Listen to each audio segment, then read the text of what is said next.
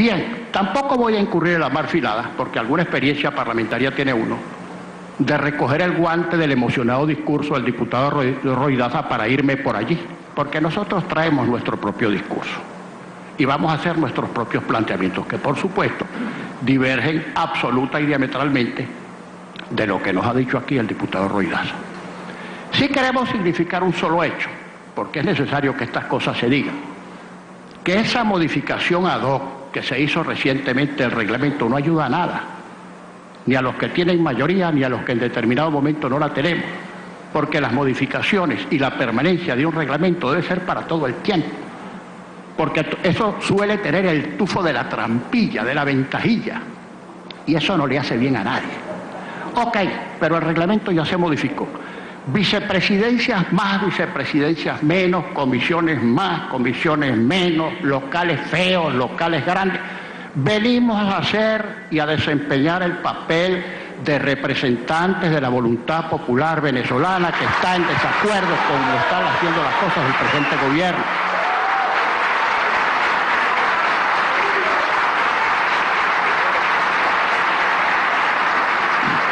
Por supuesto que nos vamos a referir a las materias de nuestra competencia.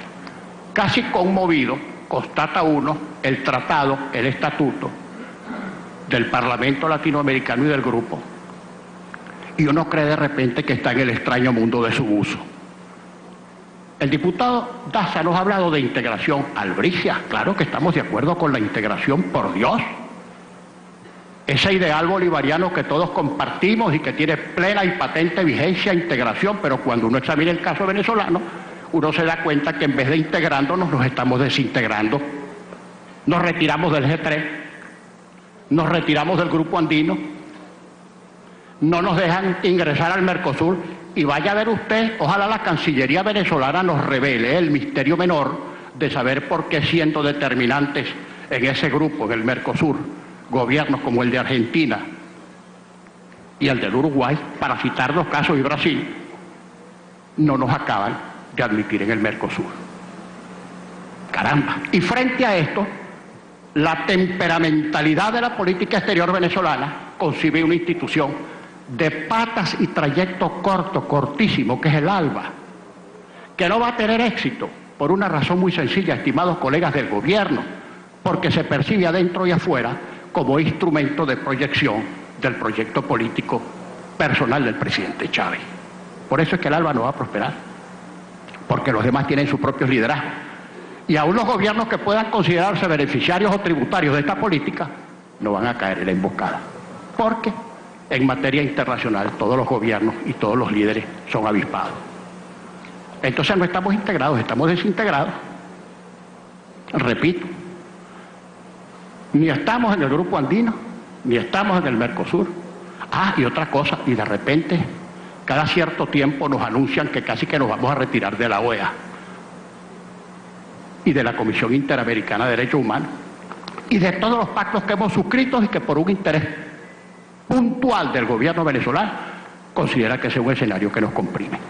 Entonces, ¿dónde estamos? En un limbo. ¿Con quién y cómo nos integramos así? Por cierto, déjeme revelar algunas cosas aquí. Tres dirigentes políticos venezolanos viajan esta semana a Washington a hablar en la OEA con el secretario general José Manuel Insulza. Yo no sé cuál es el escándalo y el alboroto que se ha armado, que si van a hablar con la CIA, con el imperialismo, etc. Nosotros vamos a hablar, estimados parlamentarios, con quien nosotros creamos que tenemos que hablar en cualquier latitud, aquí o afuera. Ese es nuestro derecho. Decir en la Organización de Estados Americanos, organización en la cual Venezuela hasta este momento está presente, cuáles son nuestras angustias, nuestras preocupaciones y nuestras visiones de lo que está ocurriendo en Venezuela. ¿Por qué ese chantaje, esa presión? Si el embajador Chatterton va a la OEA, expresa allí la visión del Estado venezolano, eso nos parece muy correcto. Pero ¿por qué razón, si Ramón Guillermo Aveledo, Ismael García y Luis Aquiles Moreno van a Washington a hablar con Insulza? Eso es un pecado, un delito de traición a la patria. Por esa deformación de estar confundiendo Estado y gobierno con la persona, con la unipersonalidad, con la persona física del presidente de la República. Y eso es una deformación. Soberanía, por supuesto que somos defensores de la soberanía a todo trance, de la soberanía que puede lesionarse o vulnerarse desde afuera y desde adentro. La traición a la patria tiene muchas facetas. Bien porque no se garantiza desde adentro la preservación de nuestros valores fundamentales y representantes y gentes de otros países se inmiscuyan o se intrometan en el ejercicio de funciones militares y civiles privativas de los venezolanos. Eso es traición a la patria.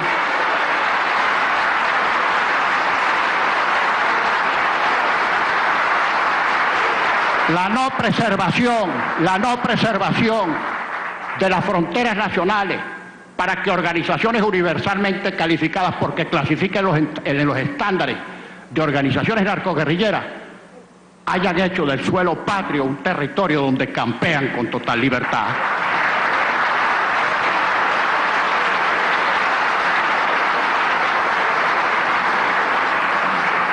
No queremos que nadie vulnere la soberanía venezolana, ni desde adentro ni desde afuera. Pero refiriéndonos afuera, este tópico tiene algo que pudiéramos denominar con la palabra bidireccionalidad, que a lo mejor lexicológicamente no es una palabra correcta, pero es gráfica. Sí, nosotros no podemos aceptar que nadie se meta en los asuntos de Venezuela, pero el gobierno venezolano no se puede meter en los asuntos de los otros países tampoco. Exportar un proyecto mesiánico, exportar una doctrina, exportar una teoría, exportar una política y entrometerse en la situación de otros países.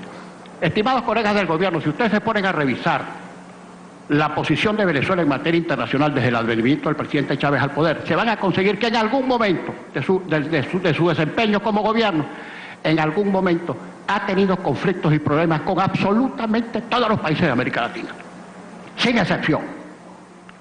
¿Qué quiere decir eso?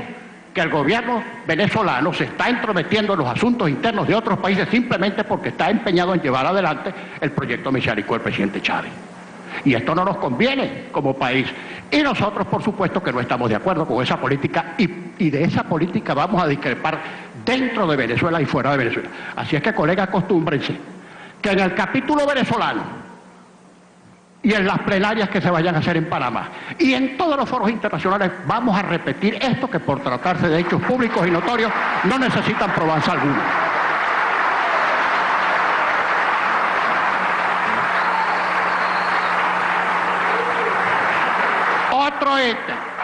Otro ítem que tiene que ver mucho con la función de los parlamentarios latinoamericanos: democracia. Por supuesto que estamos de acuerdo con la democracia, cada uno tiene su propia concepción y le ponen calificativos: participativa y protagónica, representativa, etcétera. En el fondo todos sabemos lo que es la democracia y por supuesto todos tenemos una forma de apreciarla y de ejercerla. Pero, estimados colegas, les guste o no les guste, en Venezuela tenemos en este momento presos políticos. Sí tenemos presos políticos.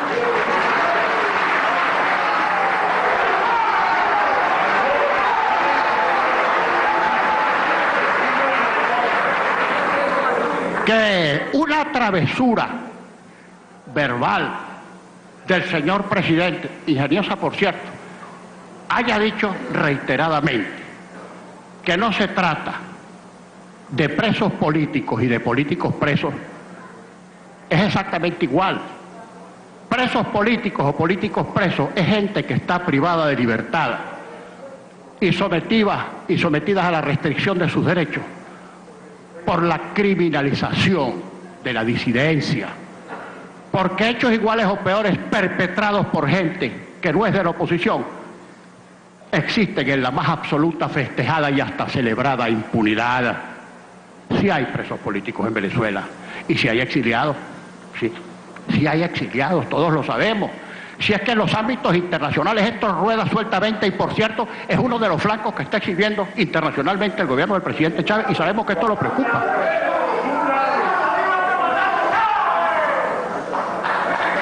Por supuesto que a mí los gritos de la barra no me van a desbalancear, ¿no? Bien, entonces tenemos exiliados políticos y tenemos gente que ha sido sometida a persecución judicial por haber fundamentalmente sido acusada en razón de su militancia o de su figuración política. Sí los hay. Y finalmente, le queremos decir a todos nuestros colegas que el solo hecho de que se nos anuncie, y por cierto, yo no quiero decirle a algunos que presumen de marxismo que no han visto a Marx ni por encima. Otros de los que hay aquí se lo han leído y bastante, y lo sé. Pero yo sí opino porque sé, yo cuando opino sé. Estoy viendo al colega Vargas que, por ejemplo, él sí ha leído. Yo sé que ha leído, es un hombre de profunda convicción y bien formado, aunque nunca hemos estado de acuerdo. Pero bien, para los marxistas, sea Marx, sea Lenin, sea Gramsci, que es el que matiza un poco el pensamiento, la palabra hegemonía tiene única e invariable interpretación. Por supuesto, yo no le voy a pedir a nadie que a estas alturas, marxista o no marxista, se lea Marx, ni a Lenin, ni a Gramsci.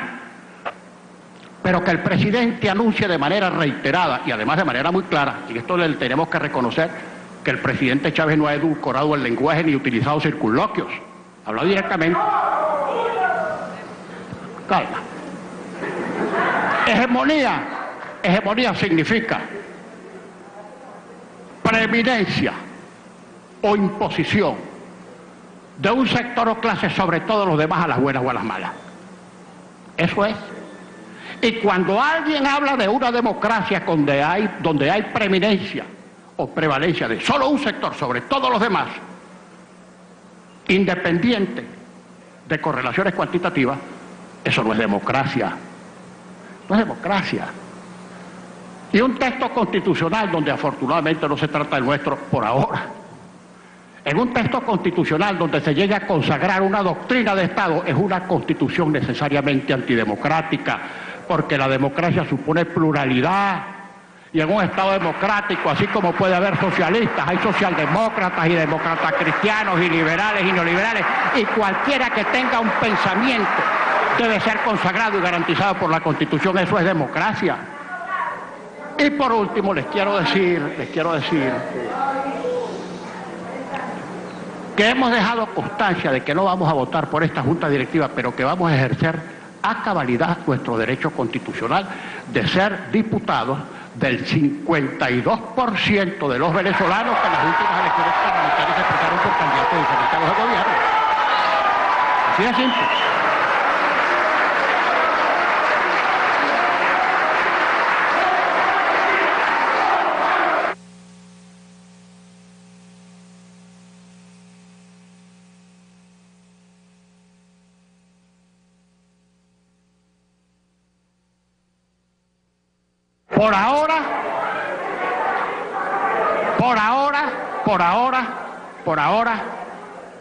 Por ahora, los 7 estimados y respetados colegas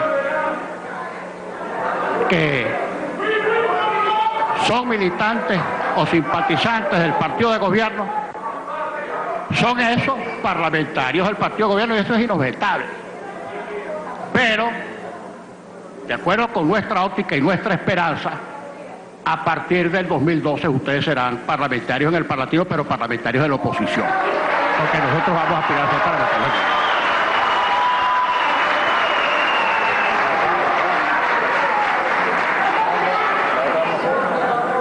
Aquí un anuncio que nos compromete a todos nosotros, a los de la oposición.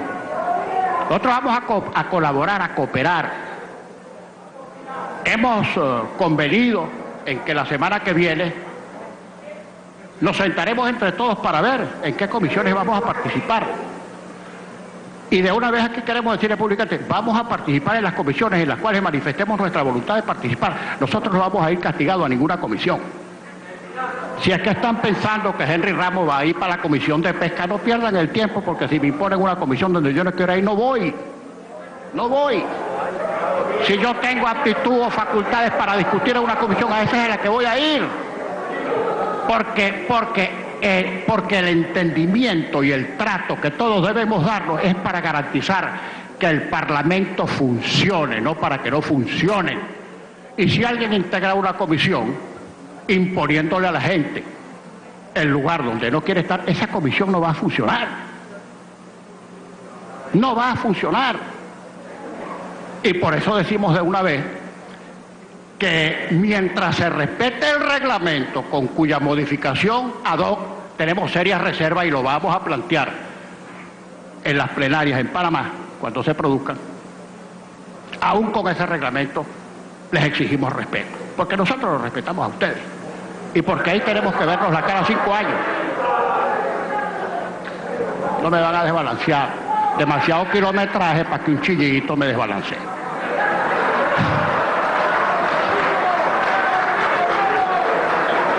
Nosotros de verdad queremos que ese Parlamento funcione, así como queremos que en la Asamblea Nacional, donde hay 65 parlamentarios de oposición, que ese Parlamento funcione, y funcione mientras se permita que cada cual pueda discrepar y expresar su propio punto de vista, porque repetimos, nada más tedioso y más lesivo para la democracia que el unanimismo y la uniformidad. Tenemos que acostumbrarnos que el otro existe, que el otro piensa, que el otro puede tener una propuesta que a lo mejor nos alumbra en determinado momento la visión que debamos tener de los problemas del país y de sus soluciones. Pero repetimos, de esa línea no nos va a sacar absolutamente nadie y vamos a cumplir con nuestro deber a todo trance. Felicitaciones a los directivos cuando sean electos y cuenten con nosotros en la medida en que apliquen estrictamente el reglamento y cumplan estrictamente con los deberes que les señala el tratado, el reglamento, la Constitución y las leyes que acabamos de ver. Muchas gracias.